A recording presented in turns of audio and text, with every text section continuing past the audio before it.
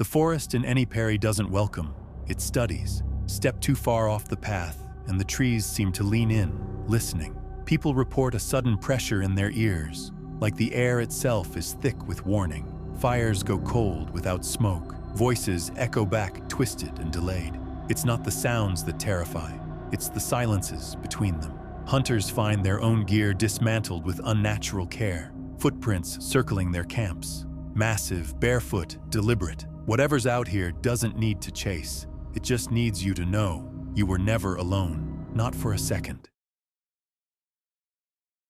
In the fall of 1998, the dense woods of Fern Hollow in Central Oregon stood silent and mysterious, harboring secrets that had whispered through local lore for decades.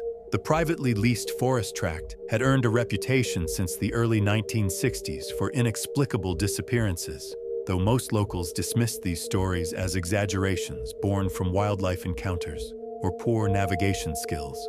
Richard Malloy, the self-appointed leader of their hunting party, had organized this annual elk hunting expedition for the past 7 years. At 53, the retired Army sergeant carried himself with the same military precision that had defined his 25-year service. Alongside him were 4 trusted companions: Bennett Corbin, a 47-year-old high school physics teacher with an encyclopedic knowledge of tracking; Jesse Tompkins, the youngest at 34, and the group's designated cook and field medic; Wayne Hartley, a taciturn lumberjack whose family had worked these forests for generations; and Troy Epps, a corporate lawyer who relished these escapes from his high-pressure Chicago office. The men had arrived at their campsite on October 17th, setting up their base camp with practiced efficiency in a small clearing approximately 12 miles from the nearest dirt road. Richard had meticulously planned their hunting strategy as always, dividing the group into 2 teams to maximize their chances of a successful hunt. Richard and Bennett would head northeast toward the ridge, while Wayne and Troy would explore the western valley. Jesse would remain at camp to prepare supplies and serve as their communications hub.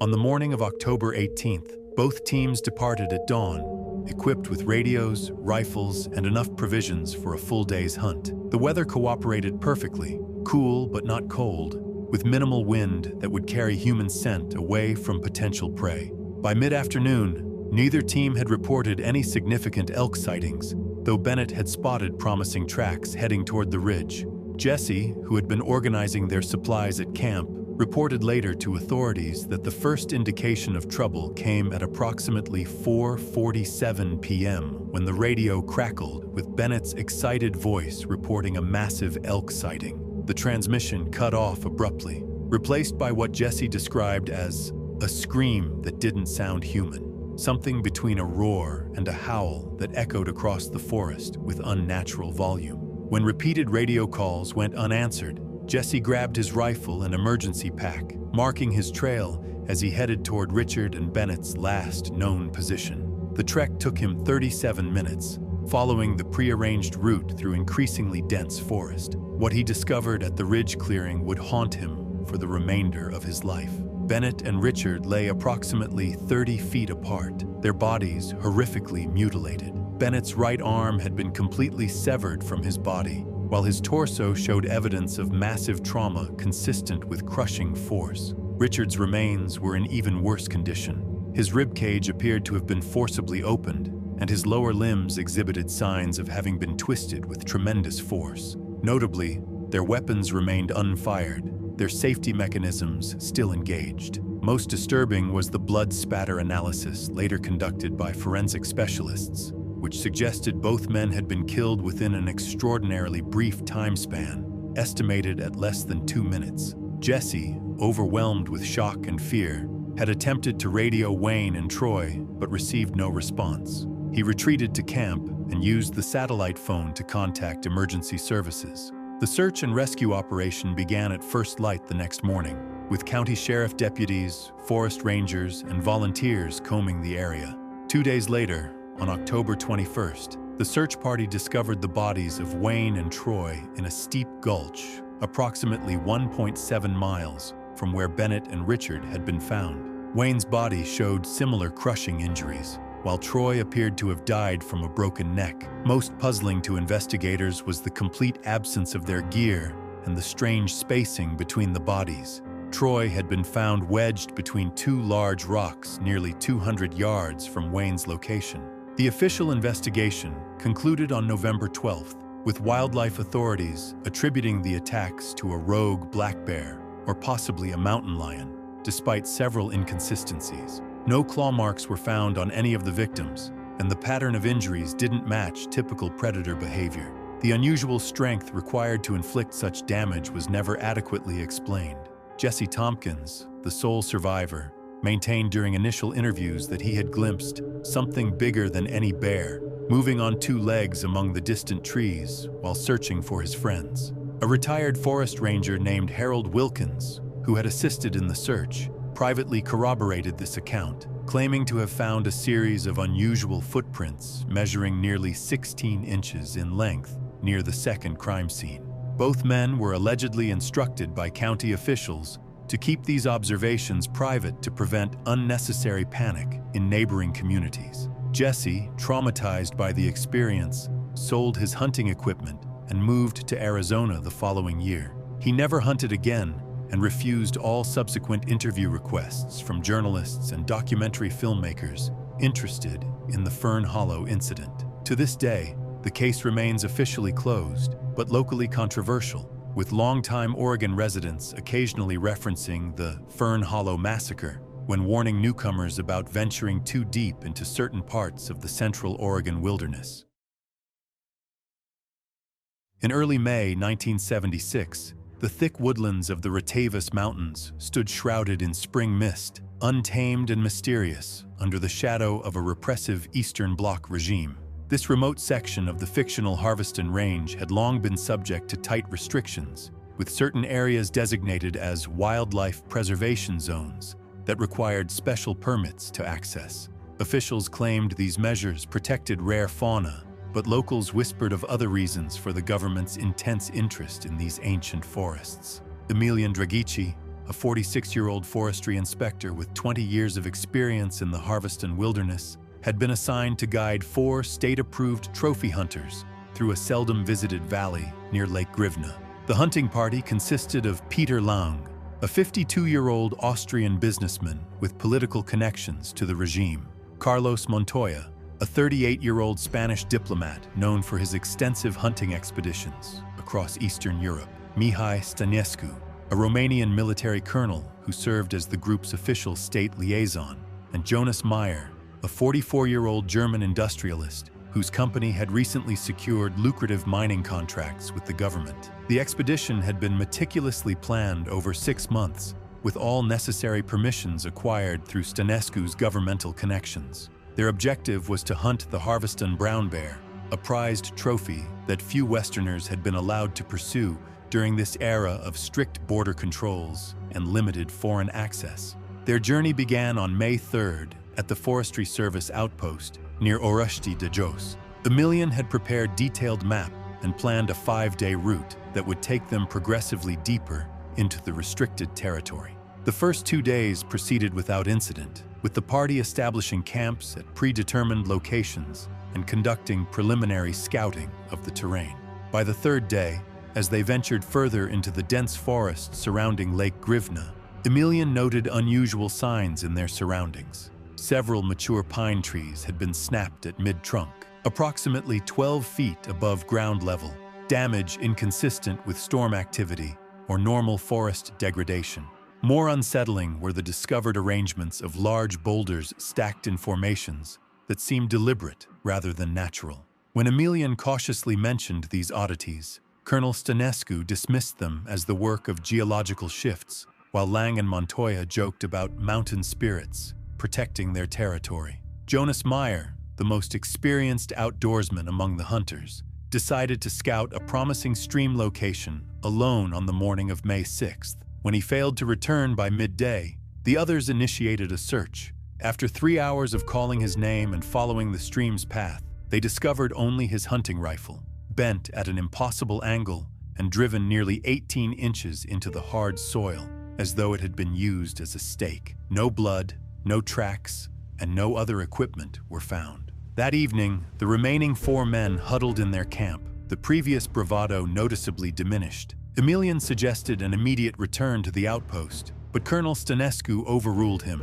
insisting they conduct a more thorough search the following day. As darkness enveloped the forest, strange sounds began to penetrate their camp, rhythmic thumping that reverberated through the ground, followed by deep, guttural breathing that seemed to circle their position. By dawn, Emilian found himself alone. During the night, he had been awakened by Montoya's sudden scream, followed by the sound of tearing fabric. In the ensuing chaos, he had fled from the campsite, navigating by compass toward the ranger station 5 miles west. His panicked journey through the darkness took nearly 7 hours as he avoided paths and open areas. Driven by a primal fear he later struggled to articulate to authorities. The official search party, dispatched on May 8th, discovered the mutilated remains of Peter Lang and Colonel Stănescu, approximately 1 mile from the campsite. Lang's body exhibited massive trauma to the thoracic cavity, while Stănescu's injuries indicated he had been thrown against a large rock with tremendous force. Carlos Montoya's body was recovered 2 days later at the base of a 50-foot cliff, with evidence suggesting he had fallen while running at considerable speed. No trace of Jonas Meyer was ever found. The Romanian authorities quickly classified the incident. The official report, finalized on June 3rd, attributed the deaths to wildlife encounters and hazardous terrain, specifically citing a territorial brown bear as the likely culprit. In addition to this, an alternate theory briefly emerged, suggesting Jonas may have become disoriented and fallen into one of the region's deep limestone sinkholes, which remain largely unmapped and dangerous. Emilian's more disturbing observations, including his claim of seeing a massive bipedal figure moving through the trees during his escape, were systematically omitted from the record. Locals from villages near the Harveston Range continued to whisper about the giant of the forest, a creature they claimed had protected these mountains long before human settlements appeared. Some elderly residents insisted that the authorities had restricted certain forest areas not for political or conservation reasons, but because something ancient and dangerous resided there. Another theory emerged from an elderly villager who claimed that decades ago, a lone hunter vanished under similar circumstances. According to the tale, he returned years later, wilder, barely recognizable, and utterly silent, only to disappear again into the trees after one winter. Whether this is a legend or the truth remains unknown. Emilian Draghici never returned to his forestry duties. After being relocated to a desk position in Bucharest, he suffered from severe nightmares and eventually resigned in 1978. He lived in seclusion in a small village near the Black Sea until he died in 1992, refusing all interviews and reportedly keeping his windows barred even during the hottest summer nights. More recently, researchers speculated that cougar activity, extremely rare but not unheard of in remote Harveston valleys, could have explained at least part of the expedition's misfortune, particularly the injuries found on Colonel Stănescu. Most curious of all, after this incident, the authorities quietly removed the Lake Grivna region from all approved hunting zones, and military patrols in the area ceased entirely, a fact only discovered after the regime's fall when Forestry Service archives were briefly opened to researchers before being resealed under national security provisions. In the frozen pine wilderness of Montverde Provincial Forest, Quebec, Canada, February 2005 brought an unusually mild winter. The sprawling boreal ecosystem, located approximately 217 kilometers north of Quebec City, had been established as a protected area in 1968 and remained largely untouched by commercial development. Local indigenous communities had long considered certain valleys within the forest as places to be avoided, particularly during the winter months, when food scarcity made predators more desperate and dangerous. Geneviève Plouffe, a 34-year-old wildlife ecologist from McGowan University, had received a modest research grant to study how the unseasonably warm temperatures were affecting predator behavior patterns in the northern Quebec wilderness. Her previous work on wolfpack territories had garnered respect in academic circles, and this project represented a significant opportunity to document climate change impacts on Canadian wildlife in real time. For this expedition, Geneviève had recruited 3 field assistants, Simon Cloutier, a 41-year-old veteran wildlife photographer whose images had appeared in National Geographic, Marc Gagnon, a 28-year-old doctoral candidate specializing in large mammal tracking, and Émile Lefebvre, a 36-year-old wilderness guide with extensive experience in the Montverde region. The team arrived at their designated research cabin on February 17th, transported by helicopter due to the remote location and difficult terrain. The first 2 days proceeded according to plan. The team established a network of 27 motion-activated trail cameras in a 5-kilometer radius around their cabin, strategically positioned at game trails, water sources, and natural funnels in the landscape. Temperature loggers and scent stations were installed to collect additional data on animal movements. Initial readings showed promising activity, with several wolf packs and at least 2 lynx documented in the area. On the morning of February 20th, Geneviève noticed the first anomaly in their data collection. 3 trail cameras in the northwestern sector had stopped transmitting images to their base station. Marc and Émile volunteered to check the equipment, attributing the malfunction to battery failure caused by the cold. When they returned 4 hours later, they reported finding all 3 cameras crushed, with the metal casings bent and the internal components exposed to the elements. They had initially suspected vandalism, but the location's extreme remoteness made human interference highly unlikely. That evening, as temperatures dropped to -22 degrees Celsius, the research team gathered in the cabin to review their data and recalibrate their study parameters. At approximately 9:15 p.m., 5 more cameras went offline simultaneously, creating a distinct pattern of failure that radiated outward from a central point in the forest. Simon suggested relocating the damaged equipment the following morning, though Geneviève noted his uncharacteristic nervousness as he studied the map of camera placements. On the third night, February 21st, while the team prepared dinner, Émile volunteered to check the perimeter motion sensors that had been triggered repeatedly over the previous hour. Despite Geneviève's suggestion to wait until morning, Émile insisted that fresh snow would obscure any tracks they might need to document. Wearing appropriate cold weather gear and carrying a powerful flashlight, he left the cabin at 7:43 p.m. 22 minutes later, Émile burst through the cabin door, his face drained of color and his breathing erratic. Between gasps, he described encountering a massive thing that walked upright near the northern camera cluster. According to his panicked testimony, the creature had moved with shocking speed through the trees and had dragged Marc off like he weighed nothing. It took several confused minutes before the others realized Marc had already left the cabin earlier without informing them. Apparently to retrieve data from a backup storage unit they had placed 400 meters from the cabin. Ignoring safety protocols in their panic, Geneviève and Simon immediately ventured into the darkness to search for their colleague. The temperature had dropped further, and visibility was severely limited by light snowfall. After 40 minutes of increasingly desperate searching, their flashlights illuminated a single boot, later confirmed as Marc's, filled with frozen blood and tissue. No other trace of the young researcher was discovered that night. The satellite phone in the cabin could not establish a connection, despite multiple attempts. Simon theorized that the equipment had been damaged by extreme cold, or that the satellite's position was unfavorable. They agreed to attempt evacuation at first light, with Simon volunteering to hike toward the ranger station 23 kilometers south, while Geneviève remained at the cabin in case Marc somehow returned. Simon departed at 6:17 a.m. on February 22nd. He never reached the ranger station.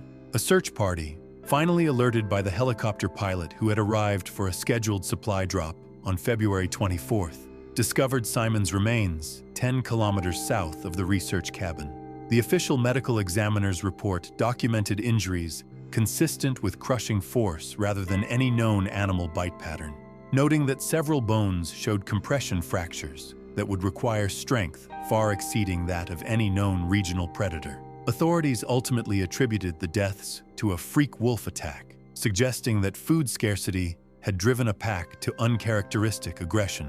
The Quebec Ministry of Forests, Wildlife and Parks issued temporary restrictions on research activities in the area, citing unstable wildlife behavior patterns requiring further assessment. Geneviève Plouffe, resigned from her academic position 3 months later and relocated to a small coastal community in Nova Scotia. She never publicly challenged the official explanation for the Montverde incident, but colleagues reported a significant change in her personality and research interests. When contacted by a documentary filmmaker in 2011, she responded with a brief written statement that concluded with a cryptic observation. The howls she heard that night in Montverde weren't from wolves. The trail camera network was never fully recovered from the forest. 2 cameras retrieved during the investigation contained corrupted data, while a third showed only a blurred image of something large moving between trees. Provincial authorities classified this evidence as inconclusive.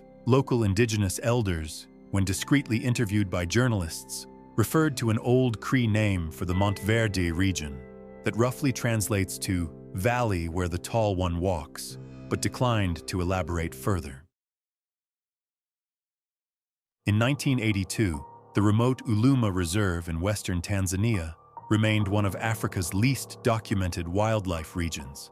The dense Miombo woodland, characterized by its tall, broad-leaved, deciduous trees and thick undergrowth, stretched across approximately 3,400 square kilometers of rugged terrain. Colonial records dating back to 1927 noted the area's unusual biological diversity, but also mentioned frequent abandonment of nearby settlements due to what locals described as forest disturbances and night terrors. Since Tanzania's independence in 1961, the Uluma Reserve had been officially designated as a restricted conservation zone, closed to civilians and tourists, under the pretense of unstable wildlife migration patterns. Only government researchers and occasionally approved specialized expeditions received permits to enter the territory. Local communities surrounding the reserve maintained a respectful distance, with traditional boundaries marked by ceremonial stones that predated European contact. In June 1982, 3 European trophy hunters, Lucas Nyman, Eric Madsen, and Jean-Paul Furet, secured rare access permits through a combination of substantial conservation donations and political connections. Nyman, a 54-year-old Swedish timber magnate, had hunted across 4 continents and sought to add rare African specimens to his extensive trophy collection.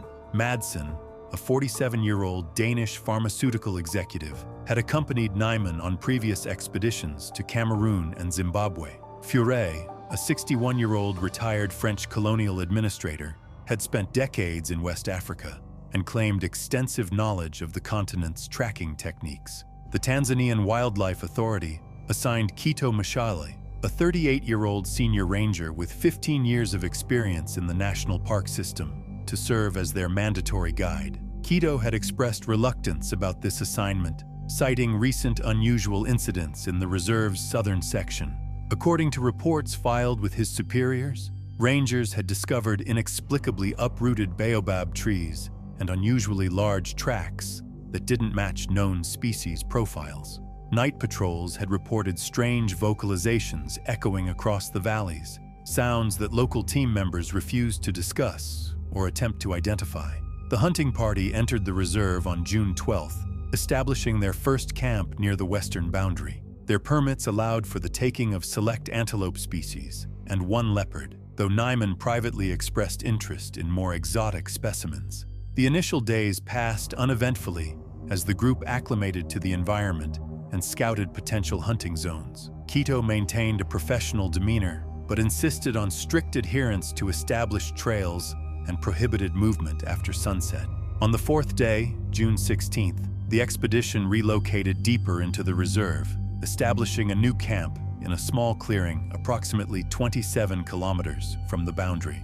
That evening, Kito warned the Europeans about recent disturbances and strange nighttime noises echoing across the valley. He recommended relocating to a different area, but Nyman dismissed these concerns as local superstition designed to protect prime hunting territory. The 3 Europeans spent the evening cleaning their high-powered rifles and planning the next day's excursion, while Kito maintained a larger-than-usual campfire. At approximately 2:15 a.m. on June 17th, according to later forensic analysis, something massive burst into the campsite, with extraordinary speed and force. The tents were shredded, equipment scattered, and 3 of the 4 men killed almost instantly.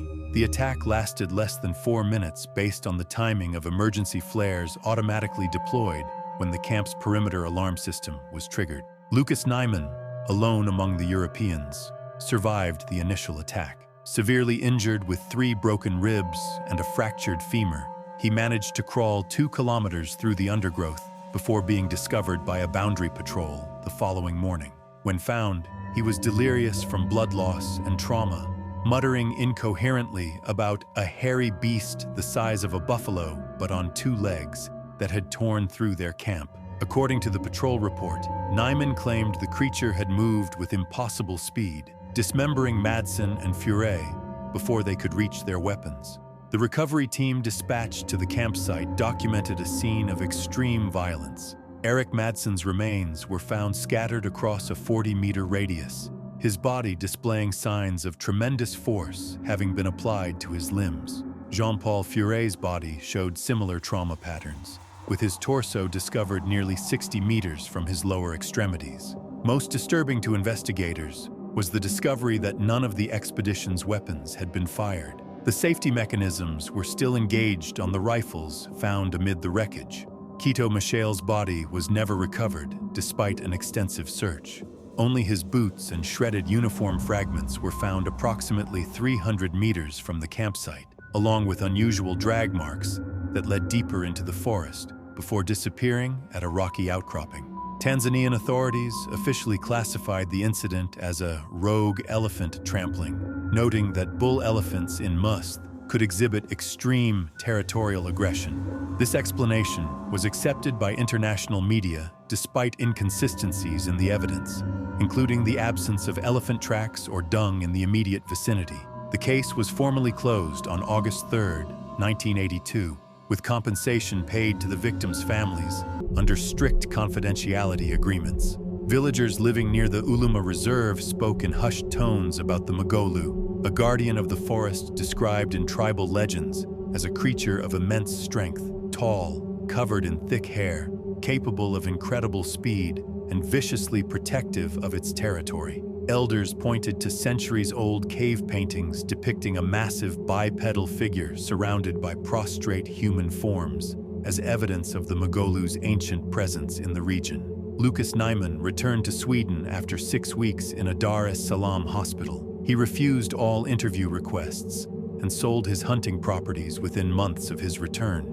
According to immigration records, his passport was flagged for mental health evaluations at customs checkpoints for 3 years following the incident. He never hunted again and reportedly converted his trophy room into a Buddhist meditation space where no animal products were permitted. The Uluma Reserve was reclassified as a strict scientific preserve in 1983, with all hunting permits permanently revoked. Satellite imagery from 1987 revealed that the Tanzanian military had established a small monitoring post at the reserve's perimeter, though the purpose of this installation was never publicly disclosed. In 2011, the dense Okunabe forest stretched across the eastern slopes of fictional Mount Hoshigami in the Shinsawa Prefecture, Japan, a dense 30-square-kilometer expanse of volcanic woodland, notoriously known as the Sea of Whispers.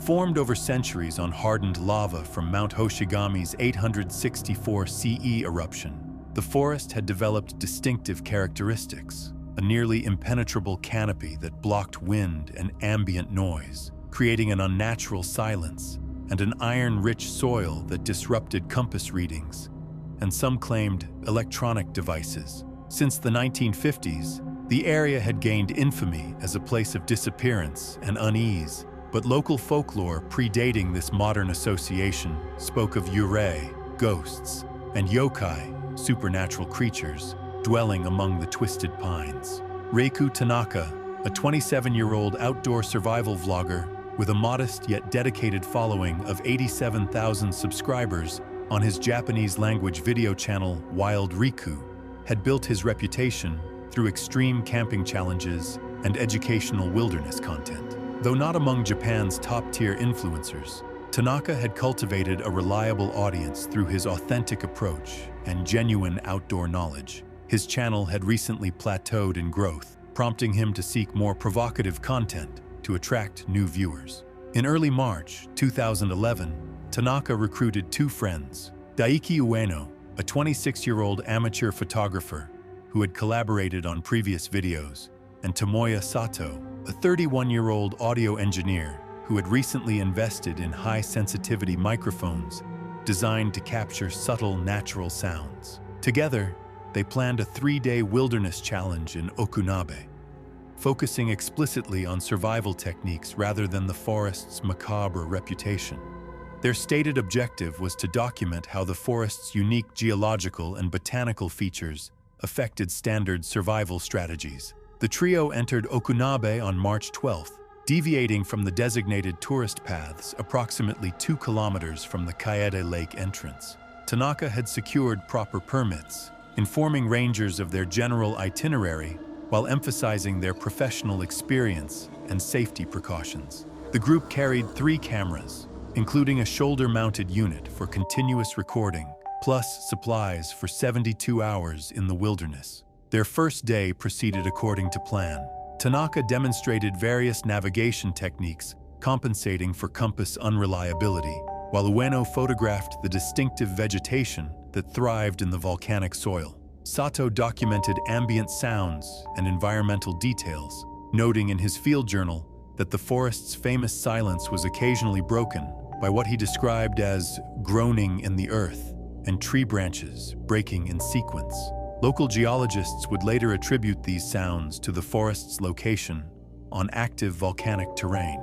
The group established camp in a small clearing, approximately 5 kilometers from the nearest marked trail. The first night passed uneventfully, though morning notes revealed Sato had experienced difficulty sleeping due to what he described as pressure changes that repeatedly woke him. On the second day, March 13th, the trio ventured deeper into the forest, marking their path with biodegradable tape as they documented increasingly dense vegetation and unusual lava tube formations. At approximately 3:40 p.m., they discovered a section of forest where multiple trees had been damaged. Thick branches snapped at a consistent height of approximately 12 feet above ground level. Tanaka hypothesized wildlife damage, though he admitted that no known Japanese species could reach that height or exert such force. That evening, Tanaka expressed concern about Daiki's growing anxiety. The photographer had twice insisted he saw movement among distant trees, something tall moving between trunks, though neither Tanaka nor Sato could confirm these sightings. As darkness fell, the temperature dropped unexpectedly, forcing the group to relocate their tent to a more sheltered position near a rock formation. Shortly before midnight, they were startled by a rustling from the east edge of their camp. What emerged was not a creature, but a man, disheveled, dressed in tattered remnants of what might once have been military fatigues, and clutching a handmade spear. The stranger introduced himself only as Genji and claimed to have been living in the forest since 1998, after a hiking accident left him presumed dead. His wild-eyed demeanor and cryptic warnings about the tall one that stalks by night unsettled the group. He refused food and left just before dawn, disappearing silently into the trees. At daybreak, Daiki was missing. Tanaka and Sato searched the area but found only a shredded section of his backpack, snagged in a branch 7 feet above ground. Animal tracks nearby suggested the presence of a large predator, possibly a rogue Azo brown bear, whose range had recently extended due to shifting ecosystems. However, the drag marks and broken branches told a less straightforward story. While retracing their path toward Kaede Lake, Tanaka and Sato encountered a partially collapsed animal trap made from rusted metal and rotted rope, too large for common wildlife. Sato speculated it could have been Genji's creation, intended for something far larger. But as daylight faded, Sato himself vanished while scouting ahead. Tanaka found only the crushed remnants of his audio bag and deep gouges in the bark of a nearby tree. Riku Tanaka, the only survivor, was found 2 days later by a search party near the forest's eastern edge, approximately 8 kilometers from their last known position. He was severely dehydrated, semi-conscious, and suffering from exposure. Most troubling to medical personnel was his physical condition.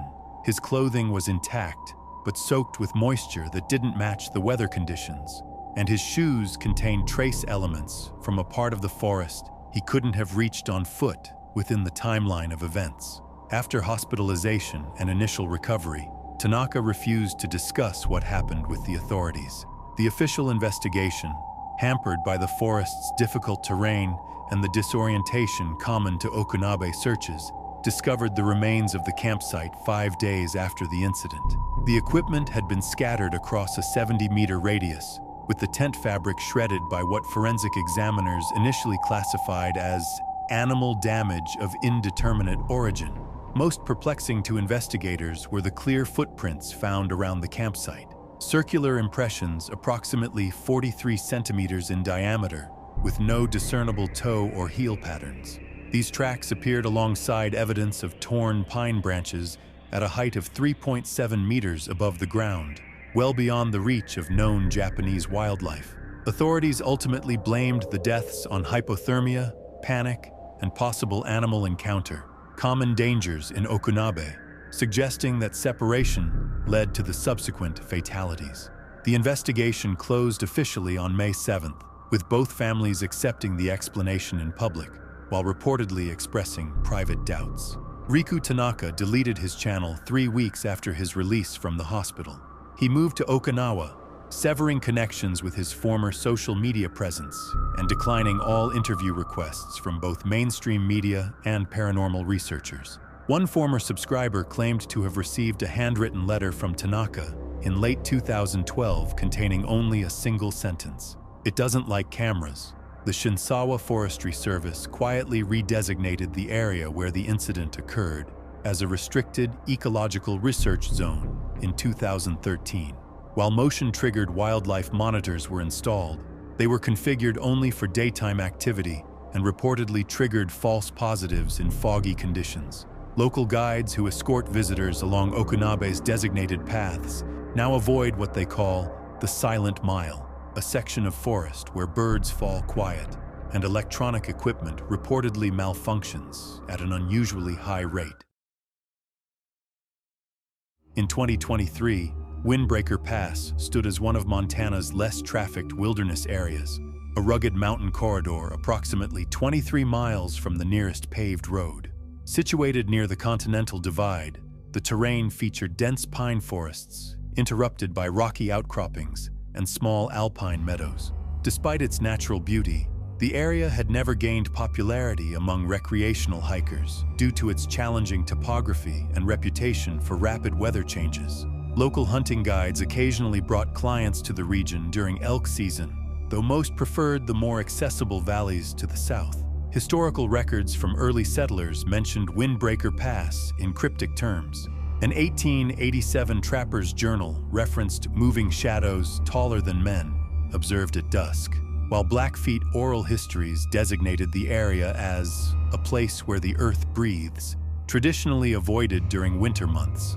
Forest Service incident reports documented a puzzling pattern of abandoned camps discovered during routine patrols between 1973 and 2019. Though officials typically attributed these to sudden weather events that forced hasty departures. Matthew Dillard, a 44-year-old retired Army combat medic who had served 3 tours in Afghanistan, had been planning the hunting trip for months.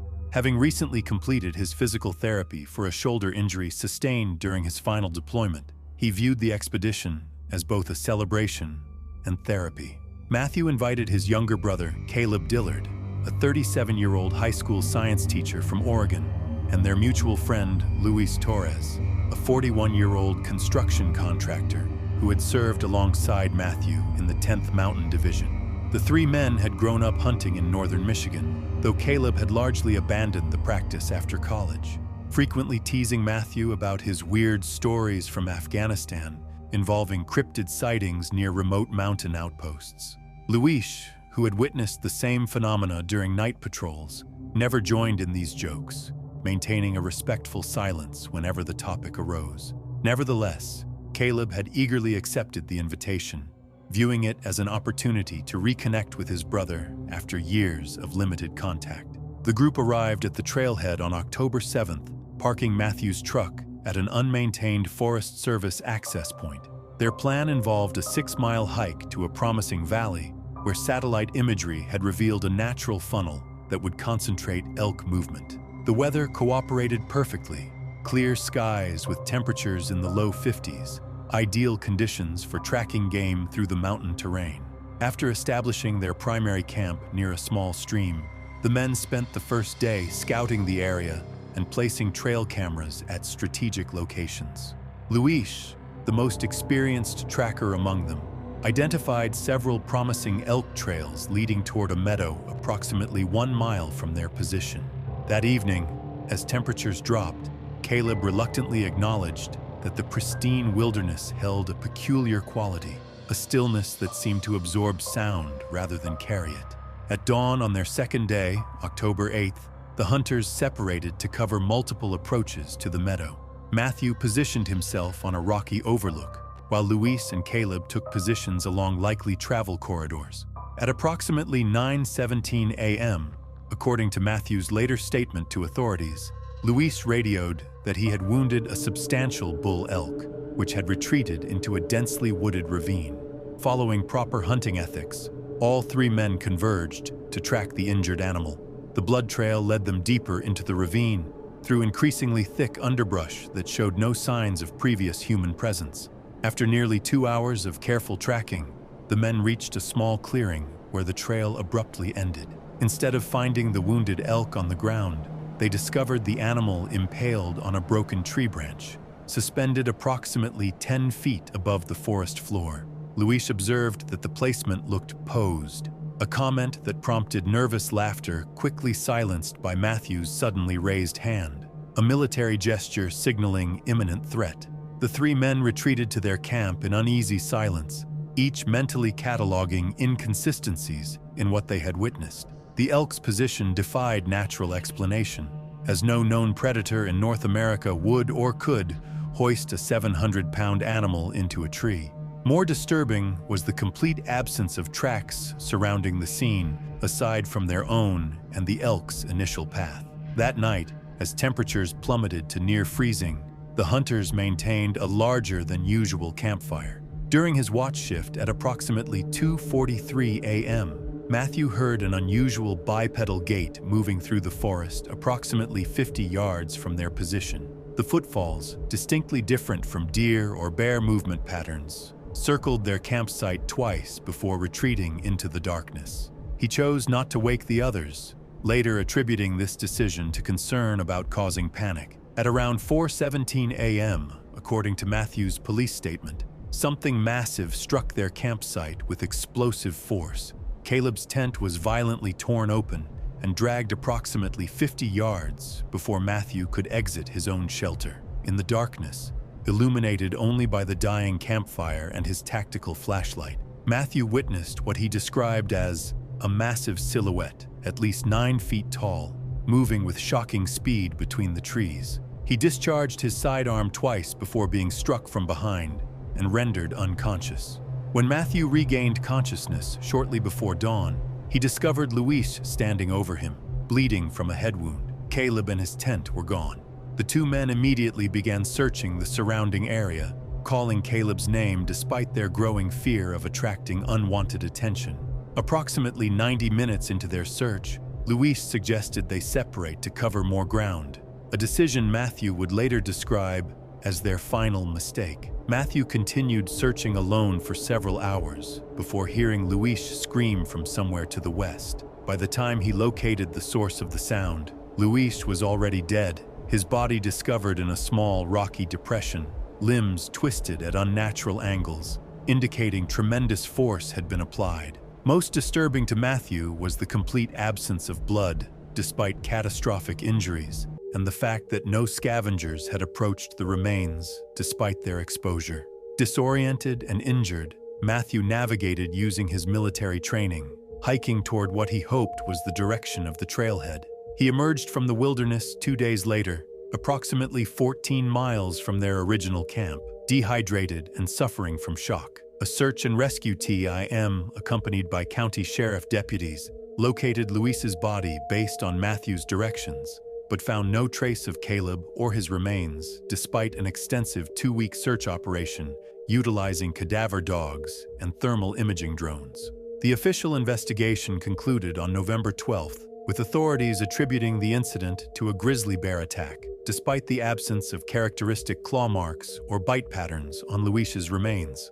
The report noted that bear prints were not found, but suggested this was due to rocky terrain and the time elapsed between the attack and the discovery of the body. Caleb Dillard remains officially classified as missing, presumed deceased. Matthew Dillard provided a detailed statement to authorities, but found his account met with professional skepticism. The veteran's history of PTSD treatment was noted in the official record, implicitly undermining his testimony about what he had witnessed. When pressed by a sympathetic deputy about what he believed had happened, Matthew reportedly stated that it ran like a man but sounded like a bear, and it hated them.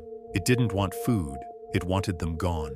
Following his recovery, Matthew relocated to southern Arizona, abandoning his Montana cabin and refusing further interviews.